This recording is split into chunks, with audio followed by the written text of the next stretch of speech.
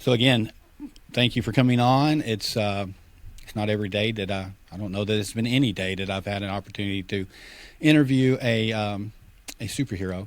I just wish that my youngest son, I have a 9-year-old, he would have liked to have been here. But he's at school today, but he'll be watching this, I'm sure, as soon as he gets home. So, thanks again, and it's Skyline, correct? That's right. Yeah. Cool. That's a cool name. You may not be familiar with it, but I'm a car guy, and there's a Nissan Skyline as a supercar. Yeah. So I makes know it that easy one. to remember your name. Yeah. God, I'd So love to get a Nissan Skyline one day. Make that the Skyline Mobile, Sky Mobile. There we go. that would be really cool. Yeah, it would be really cool. So you've been talking to Tristan, and I'm Joe, and we're just going to keep it kind of loose. We're very interested in what you got going. It seems like you kind of just hit something that the world is needing right now.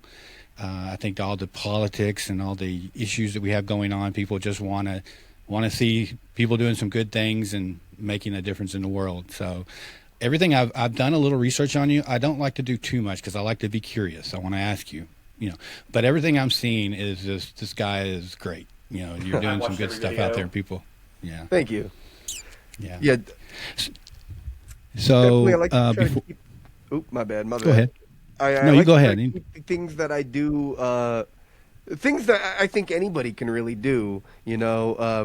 There's. I'm not the only superhero. There's plenty of them out there, and a lot of them have this mentality of trying to be super, right?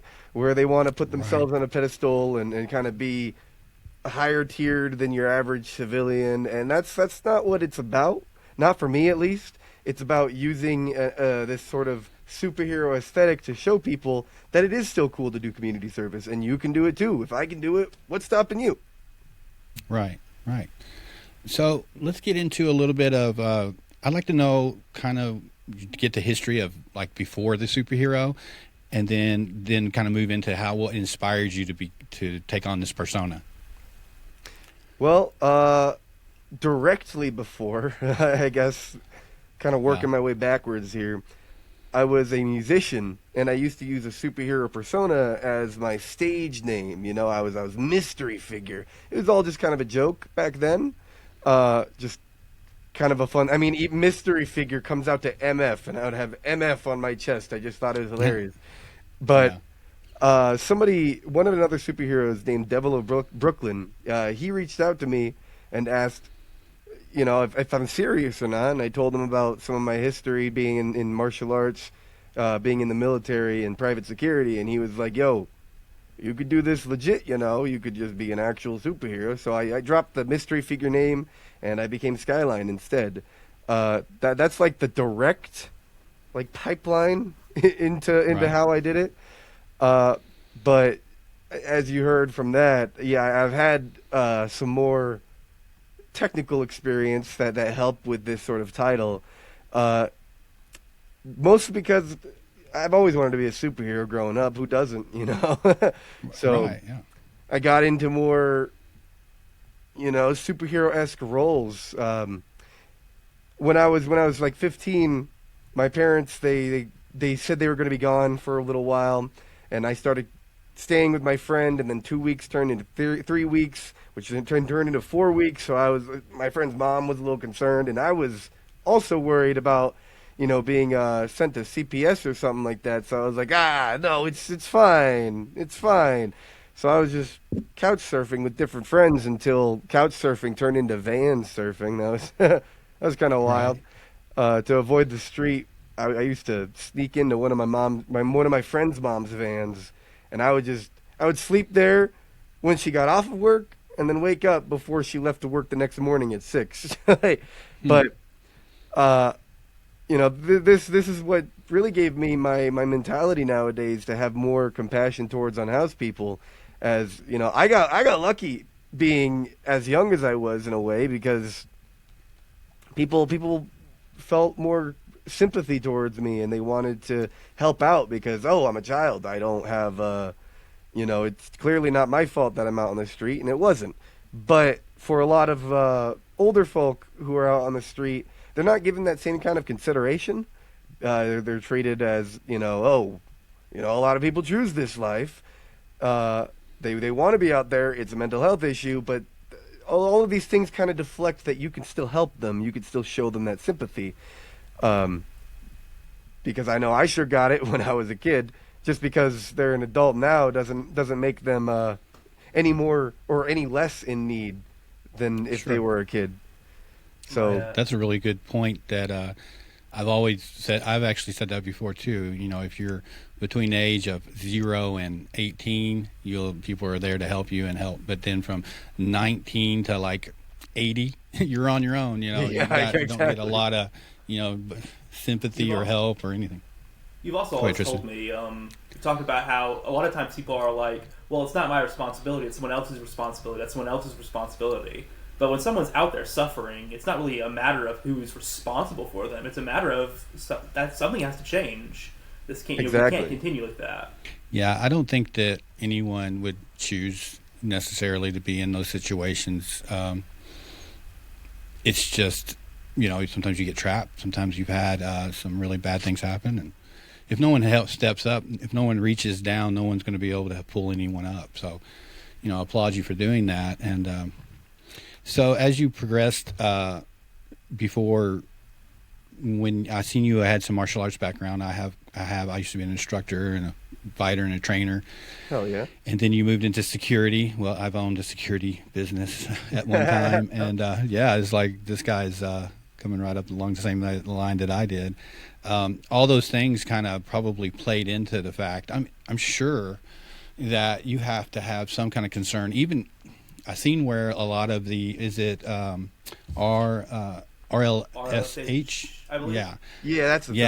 That community. Some of those guys, and some of them you spoke highly of. Some of them not so much. They go out and they'll separate up, bar fights and things like that. So there's some definite security issues there. But even going out, just doing, with dealing with people around house and things like that, there's anything can happen. So I think those security. Surely that background helps out just in your own security as well as anybody else involved. Oh, definitely. And something that security kind of showed me, because I did it for a couple of years, and it was like 12-hour shifts every night. And I was a contract worker, so I'd be sent to multiple different locations. And within that time, only a handful of like actually crazy, serious things ended up happening. It kind of broke my illusion that the outside world is this big, scary, plethora of bad guys waiting in the dark to come attack you. It's not. It doesn't end up being like that. Sketchy people oftentimes end up being kind of chill if you just kind of, speak up and start chatting with them. Sure. And they have their guard up too. Yeah, exactly. So once you break the ice a little bit, you'll find out that not every single person you're passing by is looking to do something sketchy. You're probably just sketched out because they're a stranger. And especially now doing the whole Skyline thing, it's just getting a little more reinforced onto me that the bad things that you see in the news are really played up more often. And stick in your mind longer and give this illusion that the outside world is maybe more, terrifying than it actually is, when it's not. It's just, you heard about, like, the one incident, at least in my city, you heard about the one incident that happened tonight, and you're just kind of applying it to this large, like, 30-mile radius that it's not applicable. If one thing happened tonight in one part of the city, then thousands of people were nowhere near it. That's what usually happens to me, is that if I'm out on a patrol and I'm out helping people, whatever I could have helped with probably happened like miles away from me at a time that was just slightly off from when I was patrolling. So actually, no, I couldn't have done anything about it. It was just didn't match up time or place-wise. I wasn't in the wrong place at the right time. And kind of like when we were kids, we always thought, quicksand was going to be a much bigger problem in our lives because that's what we've seen. Everybody was in those movies were falling. So yeah, Tristan, you have some. My introduction to the whole RLSH thing was, I'm assuming a lot of people was Phoenix Jones. Yes. And he kind of just looked for it. He kind of not only did he look for trouble, he kind of made trouble for himself. He was looking to prove that he was that Batman figure. But I mean, really crazy story about him. His, he's a real life comic book in the tragedy sense, not like a Batman figure, but more of like the Kick-Ass comics where you just see definitely someone kind of mess up their whole life and weird story.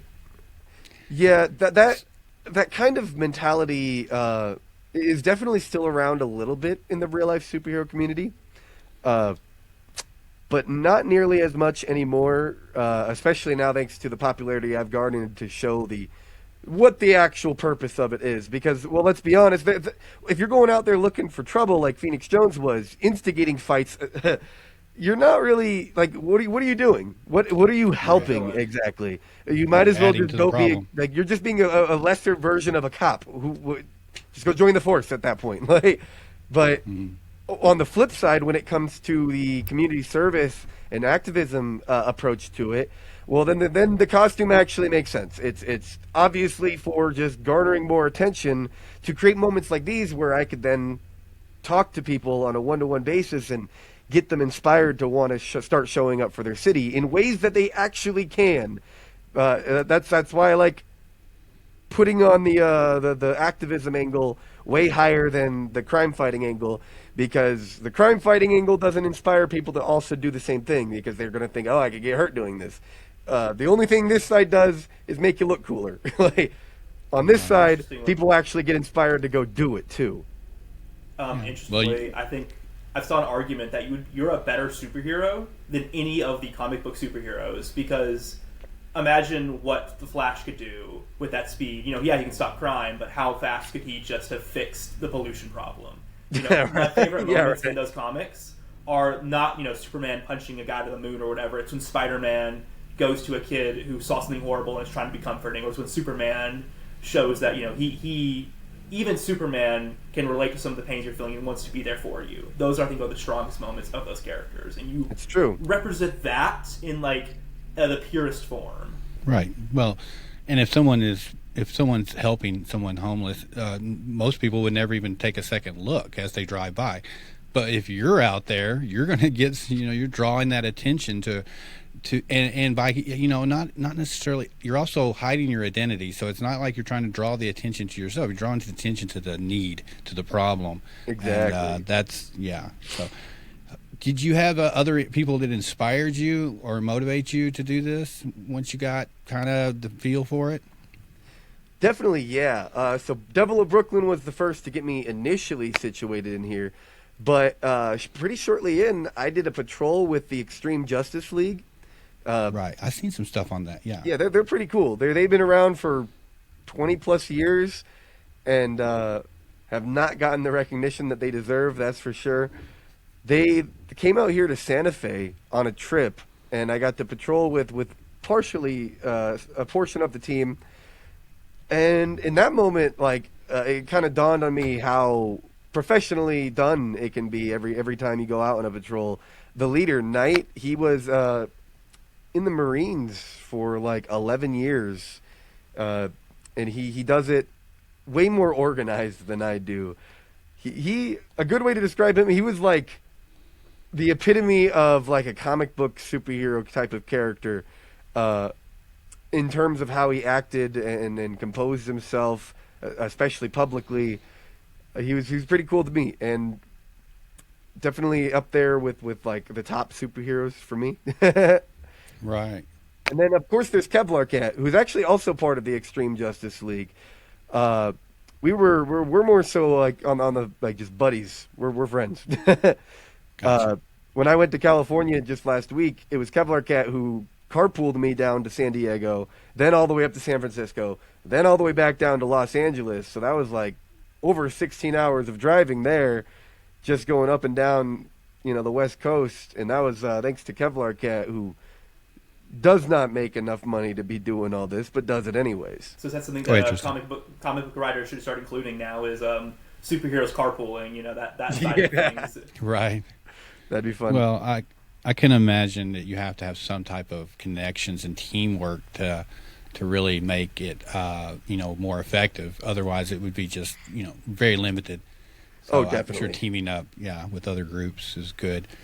Um, so then after you kind of decided, I know it seemed like there might have been an evolution to the suit. Is that right? The Yeah, suit is yeah, I've what really upgraded a little draws bit. the attention. Yeah. I've upgrades have been needed for quite some time Hmm. because I mean, even this helmet, it's kind of breaking apart in some places. This portion, this part's the real helmet, but I just kind of 3D printed on this visor for accessory reasons, and yeah, it's getting rough. I these antennas poke a little too far out, so I have a bad habit of hitting them on stuff. I'm Yeah. not used to something being like a couple inches away from my head like that. But Yeah. uh, yeah, no, the suit is kind of like the main advertising angle in a way. Absolutely. Yeah. You see, like you do this as a normal everyday person, just kind of going out and helping people, and people will, they'll glance and they'll think, "Oh, that's sweet of them. That's cool," and then they'll just keep walking. That Yeah. okay. Imagine. But if you put on the super suit, now suddenly they're walking over and they're starting to chat with you, and they're like asking you what you're doing, and you get the chance to tell them what you're doing. And in that moment, those are the moments I'm looking for with the super suit. It's really just an elaborate aesthetic to advertise charity. Yeah. I imagine it also kind of helps keep your spirits up with that because doing charity is a great thing to do, and of course, seeing how you affect people is great. But I imagine a lot of charity is you're seeing the most pain in the world, Oh whereas the yeah. supersuit allows you to kind of not only are you helping ease that pain, but you're seeing the sort of fun side of getting to do it. You're seeing people get to react, and that's probably very encouraging internally to help keep you motivated to do it. Oh yeah. It's At least both. I'd imagine. It's very encouraging in that sense because yeah, a lot of people have fun reactions to how I'm dressed, but it's also it gives me more courage. I would say, one, my identity isn't really present. I don't have to. I'm able to speak a little more open and not worry too much. Social anxiety is completely thrown out the window because who am I? You don't know. you know Yeah. that Was it that aspect way? is pretty fun right there. Was it that way at the beginning though? Because I imagine. I mean, once again, I imagine I've never done this, but going out as a superhero the first few times has to feel a little awkward. Dressing Yeah, up as definitely. It switches once you kind of like break that part in your brain that says like, "Oh no, everybody's looking at you." Yes, they are because you're in a super suit. well, Yeah. But eventually though. It's it doesn't end up mattering because yeah, they don't know who you are. Yeah. true. My They're looking personal at life, Skyline. They're not looking at you. exactly. And then the secondary factor is that I do wear level 4 plates on the armor. This is a real helmet, so I do feel safer than if I was just doing it in a regular Sure. civvy outfit. So that's also nice. Does it affect your mobility, or is it very flexible? I was very deliberate about mobility. In fact, that's why I got this helmet in particular. Because, well, say for example, if I were wearing like a biker helmet, a lot of people go with biker helmets because they think that's going to give them more protection. And sure, that makes sense for like blunt force damage to the head. But a biker helmet is heavy. It's going to mess up your equilibrium. And it gives you the bobblehead effect. When your head turns, the helmet lags a little bit with it. And it adds momentum to your neck twisting. So if you happen to have to fight anybody who is actually knows what they're doing and knows how to knock somebody out, that's just going to add momentum to your neck twisting here and knock you out faster with the with the bike helmet. So it couldn't be held heavy. It couldn't be lunky. It couldn't be too far out. Of course, my antennas kind of ended up going too far out anyways, but that's beside the point. They're just antennas. So I was looking for something that's sleek, something that is light, that doesn't cause the bobblehead effect, so I could turn my head quick and it's not going to be a problem.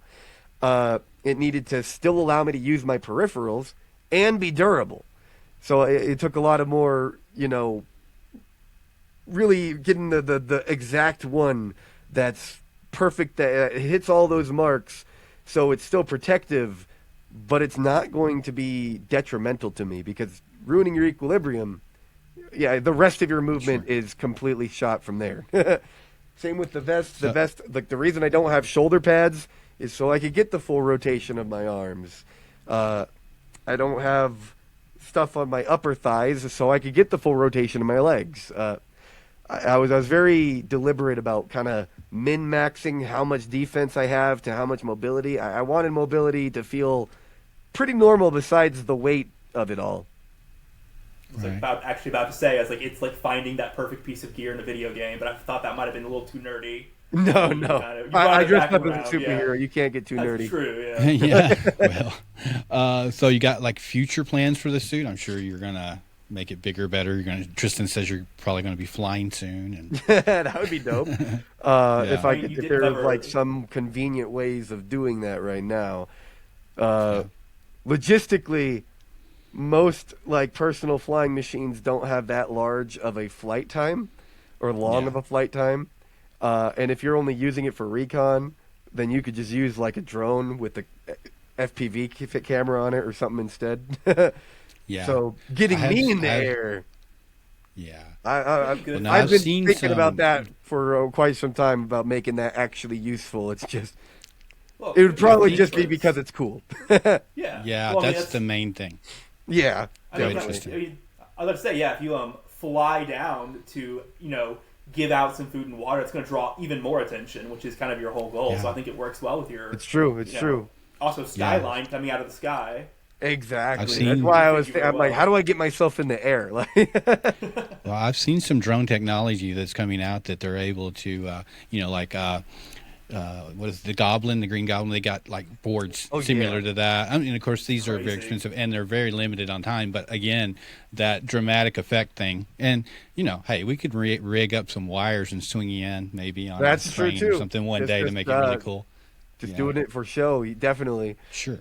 That's a huge aspect of it. It's basically mixing theatrics with charity, so more people care about it because people care about the theatrics, So I agree. Sure. I agree. Yeah. Definitely getting me up in the air just to add that pizzazz would be cool. Yeah. And it doesn't even have to be like, it could just be how you roll into some kind of show or something like that. I was asked to come to school assemblies. Imagine how much more children are going to listen to me if I flew in, Exactly. Yeah, that would be really cool. So I think the listeners, and definitely for me, I'd like to really understand more about what you're doing, like a day in a life. So I wanted to get like a day in the life of Skyline, and maybe a couple different days, because I'm sure you do different things on different days, and also a day in the life in like maybe your alter ego, your Clark Kent version, not necessarily giving up any kind of secrets of who you are, but what that is. How does that play out for you? Well, my secret identity is my worst kept secret by far. Anybody who knows me just recognizes me on my voice alone. I unfortunately didn't realize this, but apparently have the most recognizable voice there is. Like, I have friends who I haven't spoken to for years now, and I didn't say anything about this to them. Nothing at all. Just message me randomly on on Facebook being all, "Yo, you're going viral right now," and I'm like, "Yeah, I am. How did you know?" This to my personal account too. It's not like they message any Skyline account. They're just messaging me, and they just know it's me. They don't even ask, "Hey, is this you?" They just say congratulations. So like, in terms of the secret identity, I've kind of just conceded, and if somebody knows, I'm like, oh no, you figured me out. So generally, I'm pretty open with that information. I guess I'll start there with my secret identity life is kind of dwindling in comparison to my superhero life now, thanks to social media taking off. I was doing pizza delivery. I've had way too many jobs, like 20-something of them. And I was really just trying to find a balance for a job, because I'm qualified to do a lot more. I have my FAA license for air traffic control thanks to the Navy, so I could be going to go do that. But my issue is that that's a career like that. Once you get into it, not only is it hard to get out, but it would kind of be unethical. They need people who are going to stay a long time in careers like that. Right. And that wasn't what I was thinking of doing. The only thing I've been thinking of doing is, kindling my social media stuff, my artistic endeavors. I'm a very artsy kind of person, and so I was kind of on the hunt for a job that is low stakes, that offers me the amount of free time I need to dedicate more to this, but still puts food on the table and has me enough, but gets me enough money to save up so I can afford my handouts and whatnot. And pizza delivery ended up being that job. Sure. I went back to it after I left for a while, and I was like, yeah, logistically that one kind of worked out perfectly. I need to just stick with it. So I've been doing pizza delivery for like a year and a half now, but nowadays I only do it like one day a week because the rest of the week I'm scheduled to do something all day every day. Yeah. So what kind of things do you get into on a daily basis as Skyline? Walk us through some of those things that you actually do. For the most part, it starts off pretty quiet at first because I usually park my car on a quieter road because I don't roll up in the full super suit. It's uncomfortable to drive in. So I have to suit up the rest of it. So I park someplace kind of quiet, suit myself up, open up my trunk, and I start packing up my wagons. And most of the time, I got to do a little bit of walking before I run into anybody in need. It's usually just a lot of, people turning their head to look at me, at least when it first started. Nowadays, it's people just, asking for pictures. And nothing too crazy ends up happening. I'll find somebody who's in need. If they're asleep, I'll just kind of, sneak up and leave a little bit of everything next to them someplace convenient. That always feels a little strange because I don't sneaking up on somebody makes you feel weird. Has anyone woken up to that? Because I do. Yeah, imagine people if do I was wake sleeping, up. And then there's a guy in a blue mask just laying stuff next to me. I would be kind of spooked, but surprisingly, nobody's ever been spooked about it. Really? Like they'll wake up and I'll just be like, "Oh, sorry to wake you. I'm just leaving you some supplies. I got drinks, food, socks, gloves, beanies, everything, And then they just kind of say, "Oh, thank you," and then they go back to sleep. And I'm like, "All right, here we go." Yeah. Situation solved. For people who are awake, we'll usually, chit chat for a little bit, get to learn a little bit more about them and what's going on in the area. It's surprisingly the sitting down and talking is an important aspect of it. And it really dawned on me how important it was when there was this one guy who was sitting on the curb and we started helping him out, and I decided to sit on the curb next to him, and that just changes his entire opinion. He was just immediately just super thankful that I sat beside him to keep talking and get on the same level. He was talking about how there was a social worker who walked through town doing a similar kind of a thing to do an outreach to unhoused people. And she was like bending over them, and it didn't feel right. It felt like he was being talked down to. And Right. he expressed how the body language ended up being important to him. And that made me realize even more how important it is to just kind of have a normal human conversation. It's not, they're still people, of course. A lot of people have this kind of mentality to unhoused people that they start being alienated, and Sure. giving them human moments of just chatting, even with some dude wearing what I wear. It matters a lot more than people would think. So, I mean, even if you don't have the money for handouts, just being more considerate of their humanity is already a huge step over than what you ever had to do, Yeah, that's really, I think that's something amazing. I mean, food and the necessities of life are there, but how many times, a day as someone walked by and just as if they were just an object. And I think that human interaction is as much a need as anything. So that's a good point that you make there. Definitely. Now, As for weirder things going on, nothing too crazy has happened to me on patrol quite yet. As I mentioned, I used to do security for years, and even when you're doing it for 12 hours a night, most nights of the week, it's not, you know, you don't, it isn't Gotham. You're not just running into felony after felony. Right. It's kind of That's more. why the others have to start it. They have to start the problem to fix Exactly. the problem. And if you're not if nobody's kind of starting anything, then why would anything happen? People leave me comments like, dude, don't get shot. And I'm like, why would I get shot? Who wants to shoot me? Like, did I cause some kind of like rift between me and somebody else who has a loaded gun right here, right now? No, I didn't. So who exactly is going to want to shoot me? That doesn't.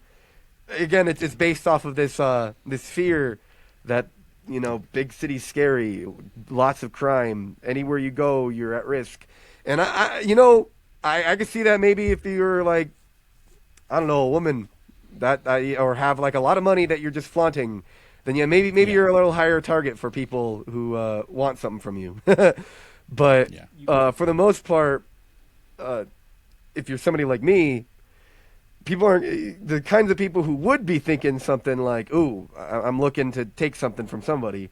They're probably gonna just keep their eyes moving and look for a different target than the guy dressed in all armor and whatnot, you know, with a taser like obviously on his hip. All he's got is canned goods and stuff.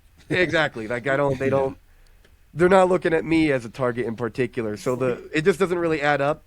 The only thing I could see is like maybe some teenager now, because my name is a little more well known here, would see me and go like, "Oh, prove you're a superhero, fight me," or something like that. And, makes me think of in video games when you're like the level 100 or whatever, and everyone knows you're the Dragonborn or whatever, and then you have some random bandit thinking, "Yeah, that's the guy I'm going to pick on for maybe 2 or 3 pieces of gold or whatever," and it's kind of I can't imagine. Yeah, you have mentioned though that you have people try to rile you up occasionally. Yeah, there's a couple moments it's that right there. People who are like, "Oh, superhero, approve it," you know, and then they get cheeky about it. And I usually just, you know, I give them the spiel about how like, "Hey, I'm not trying to prove I got hair on my nuts. All right, you know, we can calm down." So I was looking also at, you know, a day in life. So you have like a crew that goes with you. You know, cameras and things like that have to be kind of a consideration. It's a little strange right now. I was going solo for a while, and most of my footage would be from my GoPro. One, I stopped using the GoPro because it has very limited battery and SD card space, so I save it for in the event that I actually need to record evidence, because that's way more important than the content. So I don't record on that anymore. The people who end up recording me, like Human Project, he just heard about me from another superhero and he decided to join me on patrol. And then same with the other people who are usually, if you see them in my videos, it's usually because they just decided they wanted to join me, which has been pretty cool. And but they're not necessarily like a crew of mine or anything like that. They're just people who were inspired and were like, "Hey, I'm not doing anything. What if I join this superhero for a couple hours on a walk?" You know. But I would like to form a team, because I'd actually need the help now, because I've gotten so many more supplies and now I have like 3 wagons. So anybody who I can get to help is usually a lot of help. More people. Hands to carry the wagons with me, hands to carry out the stuff with me, vehicles to help me transport more of it to a different location. That's all very much needed. In fact, I'm looking to invest in a van right now because of how much the space has become a necessity. So team is in the work, but the people who've probably seen in my videos are not my team. Yeah, I have no doubt that this is something that's going to grow, and I imagine in the near future we'll see that van with this all blue and white Skyline on the side of it. That'd be dope. Yeah, that's I can't imagine it not growing as fast as you've grown so far. You know, that's Tristan. Well, blown me away how quick it's gone. Yeah. I was going to say, do you have a name for the team yet, or are you still thinking of names, or does it not even come into consideration yet? Because I've been workshopping a couple things, and I was trying to think of something clever, but I'm thinking of just sticking it to something like Duke City Superheroes, something simple like that. That's Albuquerque. Albuquerque's called Duke City as its like little nickname. That's crazy, because there's a lot of Duke Tristan City and I's name, Dukes. Our last name is Dukes. Yeah. Oh hell yeah. Yeah, so cool. You know? I was like, "Wow, I just met you, and you're already naming your team after me." Yeah, no, it's cool though. In Albuquerque, there's like just a bunch of Duke City Duke City bowling, Duke City skating, stuff like that. So I was thinking, why not just call us the Duke City Superheroes? Keep it simple, that's cool. Now, I'll, one thing I do want to ask though is you mentioned the iceberg. You several times you mention stuff like psychic powers or ki. Do you personally believe in any of that, or do you just because you never like talk down to it on your icebergs? You're always very like, yes, this is a thing that people talk about, but you never confirm it either. Right. I am a little more careful to not directly give my my personal opinions on that, just because, well, I'm a little bit of a weirdo. I want people to feel comfortable listening to the direct information without opinion and bias being thrown in there. But me personally, I studied anthropology in college. I still have a semester to go before I finish my degree, but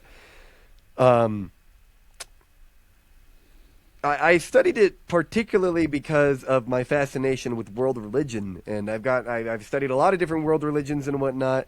So when it comes to spiritual hoodoo, I'm definitely more on the believer side. And when it comes to the idea of superheroes in real life, there's not too many fantastical angles other than technology, but then I look at all this crazy history that has to do with psychic phenomena, especially surrounding the government and academic researches and whatnot.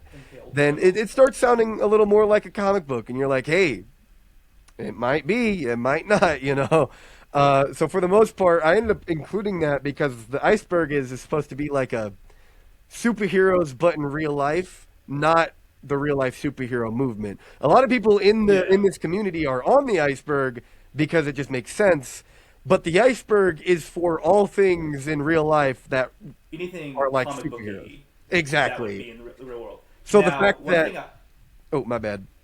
No, you're good, man. Go ahead. The very fact that Princeton University had a research field all for psychic phenomena for 25 years, that's enough to land on the iceberg right there, because it's absolutely. That sounds like it would be in a comic book.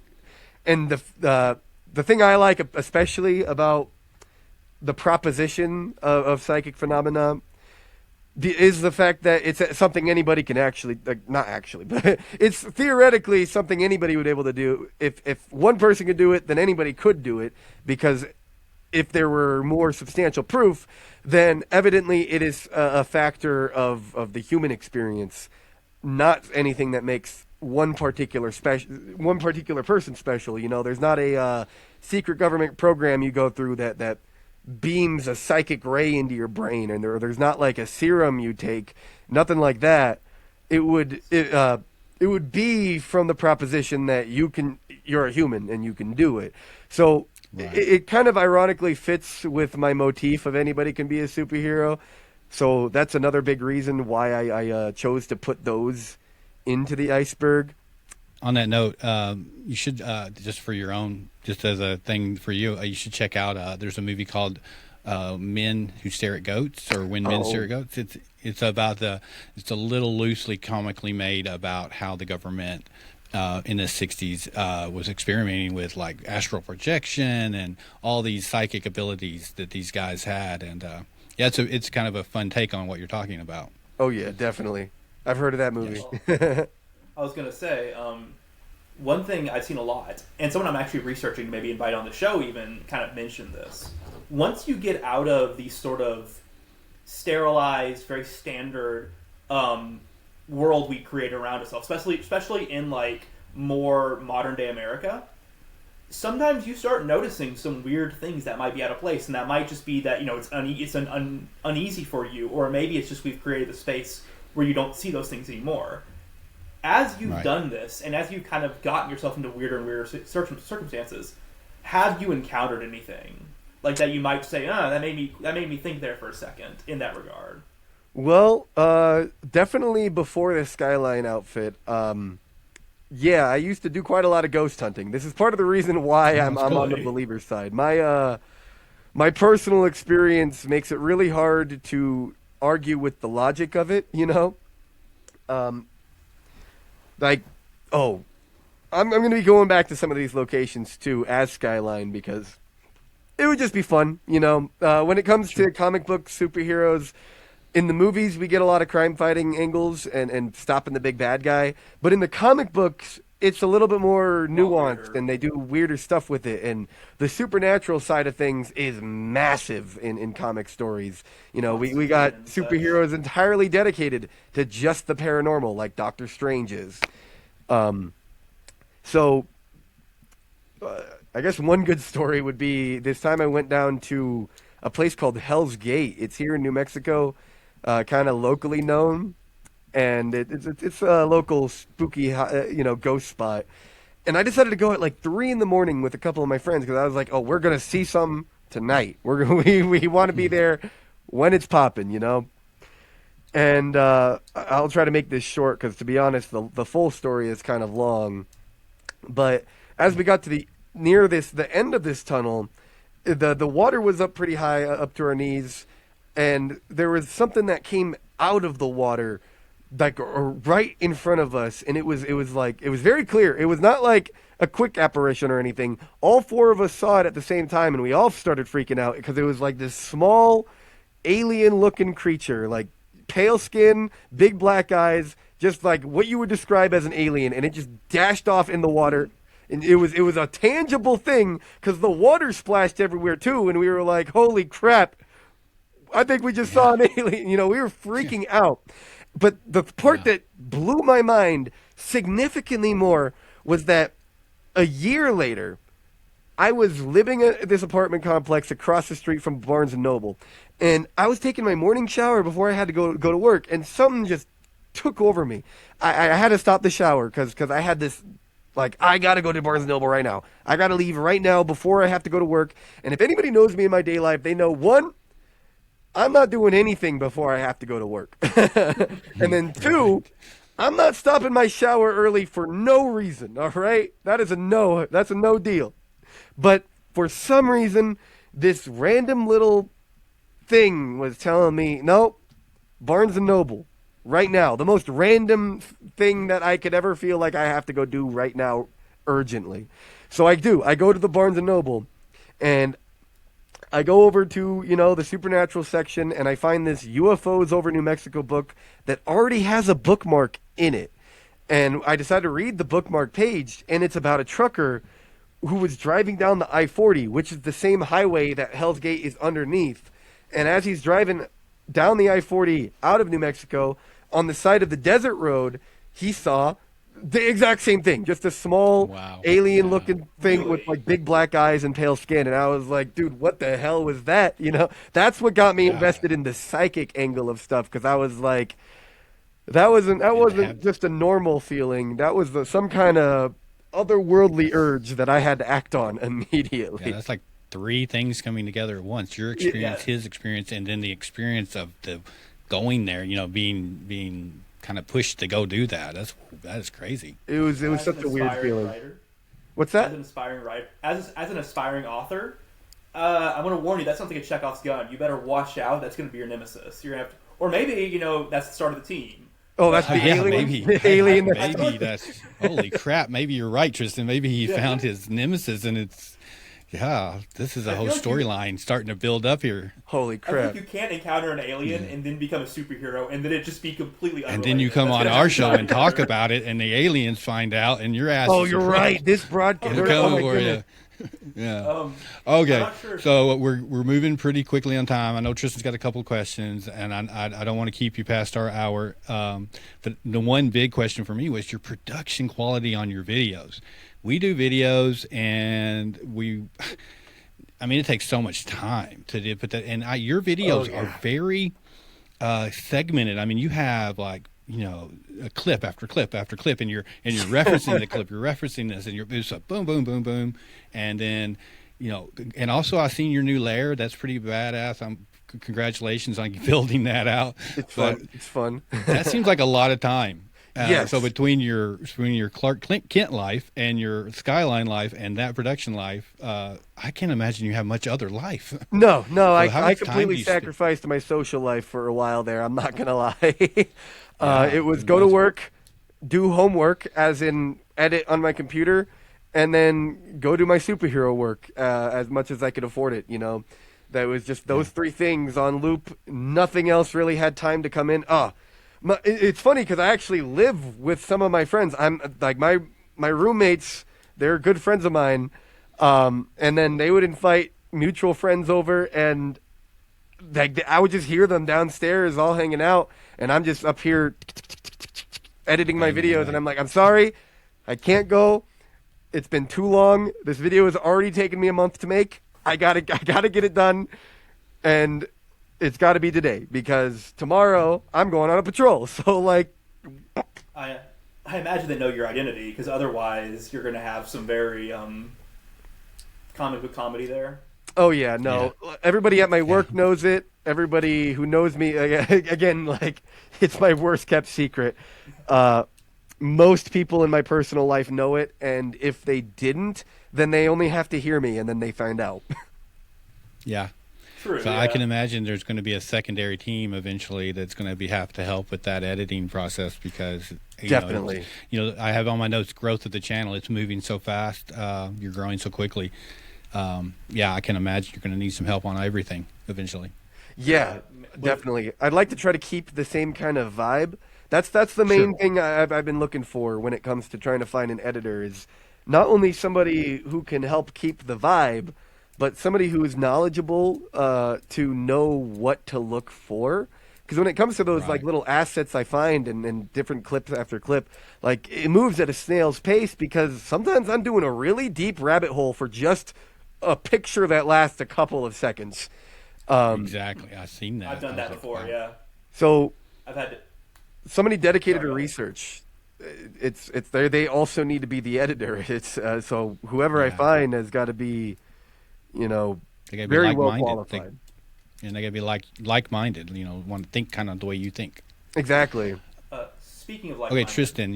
Tristan Yeah. had several questions. He said, "Don't take all the questions." He had some, so I'm gonna let him pop off We with got- you now. Okay, no problem. We got like 10 minutes. I'm gonna rapid fire. But I'm saying this as a fellow nerd. I can tell from your videos you're an absolute dork. You Yes. use Ocarina of Time. You use Ocarina of Time music as like when you're not using your own music as your main background music. So I had a few rapid fire nerd questions to ask you.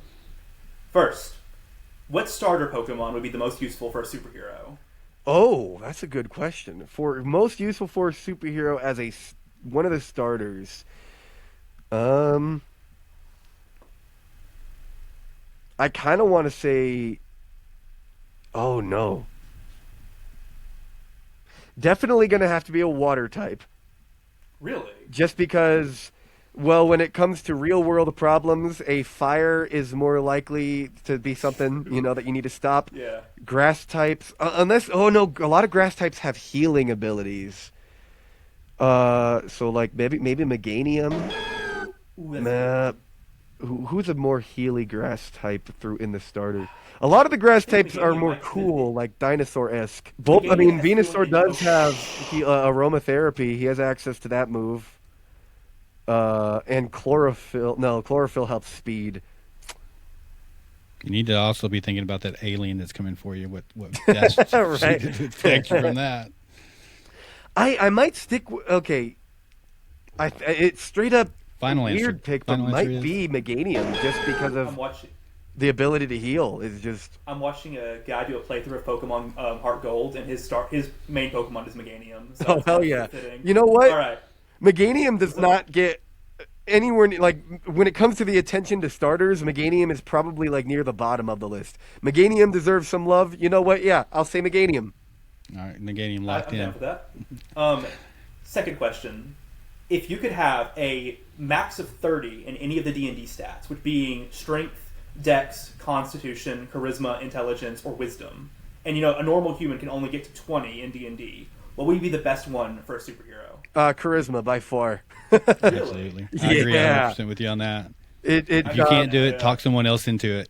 Yep, networking is the thing that matters the absolute most. your approach when it comes to real like self-defense.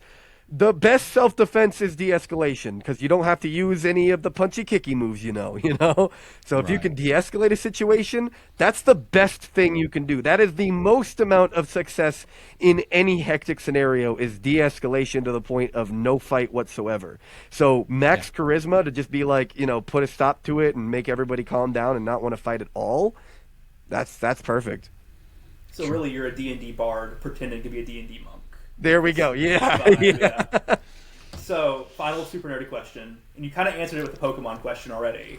But if you could have any of the avatar bending styles for being a superhero, which would be the most useful?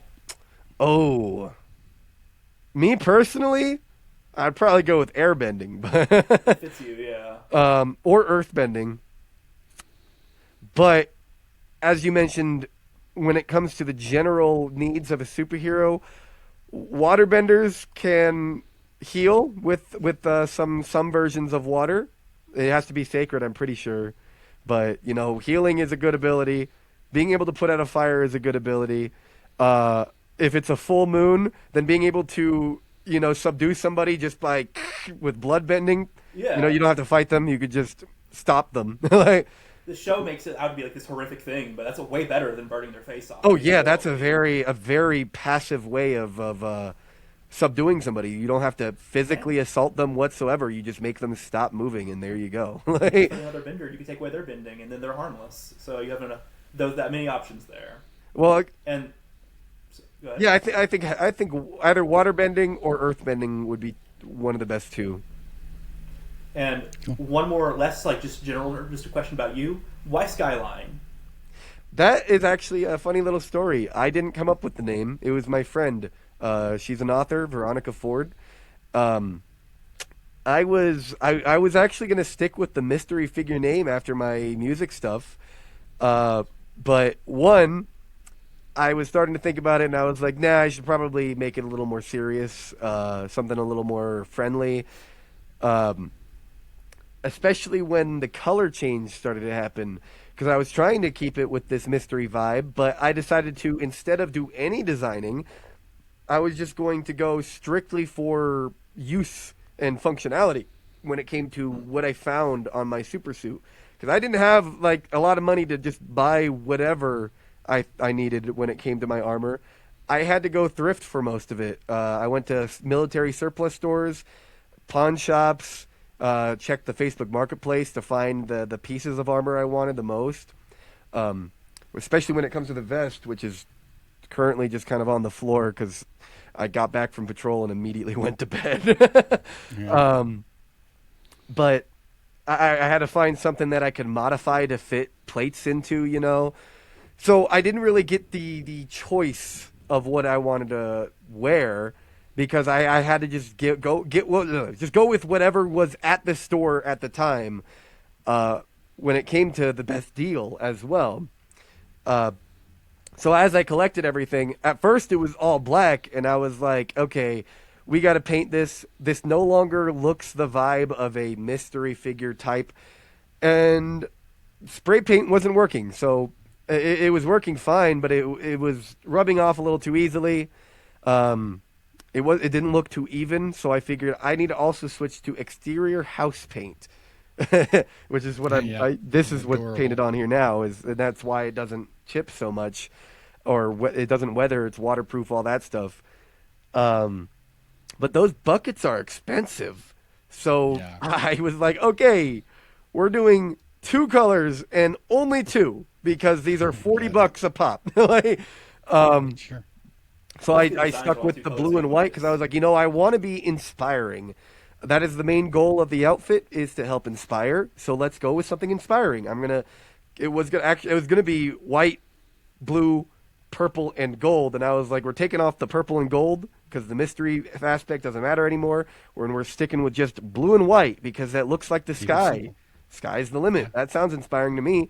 All right, what's a good name? And I came up with all these really lame kind of super nerdy sky themed hero names. Like one of them I think was like Nova Skybeam. Like they did not have the punch that Skyline does. And I was like, yeah, this Yeah, this is bad. I'm going to ask my friend, and I know she's an author, so they'll probably give me way better suggestions. Their very first suggestion was Skyline, and I was like, "Stop right there. Just hit on the That's it. nose. That's the one." Like, Cool. Well, before we let you go, we got just a minute or two left, and we don't want to hold you up from your superhero duties. There were several other questions I wanted to get out there, but I really wanted to we can know get to one those. thing was what's next. What do you got going on next, and what's the Oh, future? Have you got plans? I oh, I wonder got some big sometimes they grow plans. so fast it's hard to even plan. Oh yeah, I actually I've already had quite a few plans at the ready for like if I do grow more, then what should I start doing next? Actually, some of them were plans to help me grow, um, but now they're just significantly more doable. My next plan, once I finish the iceberg, I want to start this kind of sticker plan. So basically, I'm going to have a landing page that leads to all the most like important resources and knowledge, just all on the same place. You'll have, you know, nearby shelters. You'll have where you can volunteer if you're just an everyday person. You'll have actual instructions to different emergency situations on the same page. And all of it is accessible through a QR code that I then put on a sticker that says, scan me if in need, or like need help, scan me.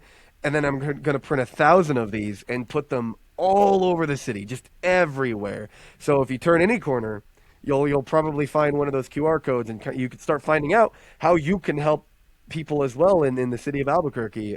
What resources are available for you to do more help, or if you have to be unhoused, because a lot of people still have their phone when they're unhoused. Um, Mhm. they'll be able to scan that and find a nearby resource. Like there's a map that shows like where fruit trees are in public, so you can just That's cool. go to that fruit tree and pick some for That's some really cool, food. actually. Yeah. Or where's the shelter, information like Yeah. that. Uh, and that'll be a video titled like "I put 1,000 emergency stickers in my city," because that's the kind of viral format that does good. I also want to do like a U.S. tour. I just did a small tour in California, meeting multiple different teams there. But there's teams all over the United States.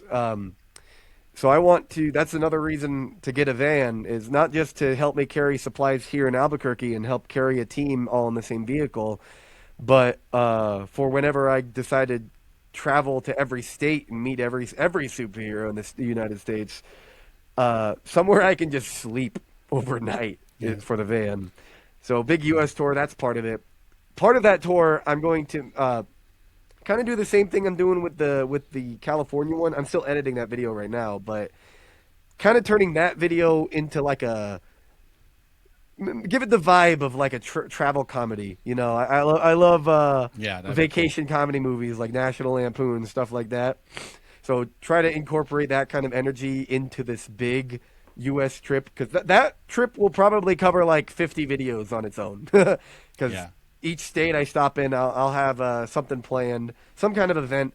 Most likely trying to think of like where's someplace scary I can go. That's whether it be Yeah. scary in terms of ghosts or scary in terms of this is a bad part of town. Uh, and of course, if it's a bad part of town, I'd want to team up with the local superhero who knows the area better. It's never a good idea to just waltz into a bad part of town you've never even been in, Right. uh, especially alone. But those are two plans right there. Uh, there's a couple other really big ones, but those ones are the ones that are most like in the near horizon. Sure. Well, that leads me into my other question. How can people help? And of course, Tristan's going to get all that information from you, and we'll post it on our site, and we'll try to help as much as we can get the word out. But if people want to help Skyline, of course, they can also do their own, volunteering. But if people want to help you with your movement, and you're getting that attention that you need to move forward, what can people do? How do people get that to you? Well, I'm working on a website that'll have all of that kind of available on it. Right now, it's kind of consolidated onto a link tree instead. Because I've got my donations up there. I'm working on a GoFundMe because people were telling me how PayPal isn't the best for donations. Um, and I used to have my Amazon wish list up, but I've had to make it private for some time because I just got too many donations at once. So my garage is kind of flooded full of supplies to hand out, and that started flooding into the living room too. So I'm out of space there. But that Amazon wish list, it will eventually be back up, and it's full of supplies. It's full of, hygiene stuff. We got blankets up there, socks, all the fun stuff. There are snacks on Amazon, I found out, and drinks, surprisingly, that you can order in bulk too. So whenever that's back up, that's always another way to help. But for the most part, just being around for the content to help share it really helps share the message. And I've been getting so many comments from people saying that they want to be a superhero now too. They want to do what they can to help their communities, and that is the best way to help with the movement, is just get involved with it directly. Start showing up, Sure. That Tristan, sorry, I was gonna say real quick. I know you have one other big question you always ask. I don't know if you're asking that one on this. I have a version of it I could ask real quick if you have time. Okay. Yeah. You have a few more minutes, Skyline? You have a few more minutes? I'm fine. I'm about an hour, give or take. Yeah, okay. So it's either way is fine. Sure. So first, I was going to say it's really really heartening to hear that people are almost so good that we're making it harder for you to be a superhero by donating so much. Like it's that. Like that's so good for people. It's really good. Yeah. It's really good. Secondly, that's nice. That is nice. I was going to ask, you are from Albuquerque, so there's a very famous crime show that you know about that's taking place in Albuquerque, New Mexico. Are you confident that if it came down to it, that you could stop Walter White? Walter White. Yeah, could you track him down and stop if you had to? The police have given up on it. It's only Skyline. The difficult part is discovering who Heisenberg is to begin with. It is a matter of investigation, more so than it is of super-powered crime fighting. Because if it's me versus Walter White, I'm sorry, he's a little past his prime, huh? Yeah. So I'd probably give myself the point there if I happen to encounter him. But when it comes to discovering who he is to begin with, he does a good job of covering his tracks. I think he would stay in the shadows for quite some time. I think especially when he knows you're coming for him. Oh yeah, I think Heisenberg, he would have to really slip up to get onto Skyline's radar, But if he was standing out there like Western Duel style waiting for you, it's over. Oh yeah, for sure. Got Yeah. Yeah. Cool. All right, Tristan. That it? I think it's everything. Yeah. You didn't ask your superhero the question you always ask everybody. That was kind of my version of it, like the who would win version. Okay. I figured I'd narrow it down. Okay, cool.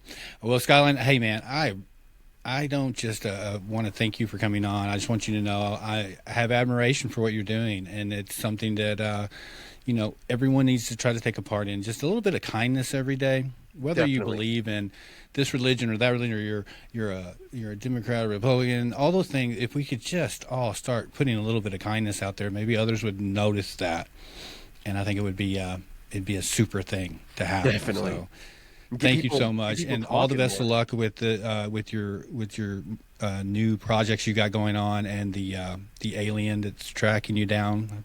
Oh yeah. Well, if you turn it missing, we'll know what happened. We'll know what happened. So maybe later we'll do this again sometime, because there are a lot of questions I didn't have, and I'm sure with the growth you're going to have a lot of new things coming out. I'd like to talk to you about. Maybe. Oh yeah. I'm excited for what happens after this next year. Yeah, I can see some good things coming your way. Yeah. So all right, go get them, man. Thanks, man. Appreciate Awesome. you, and we'll talk to you later.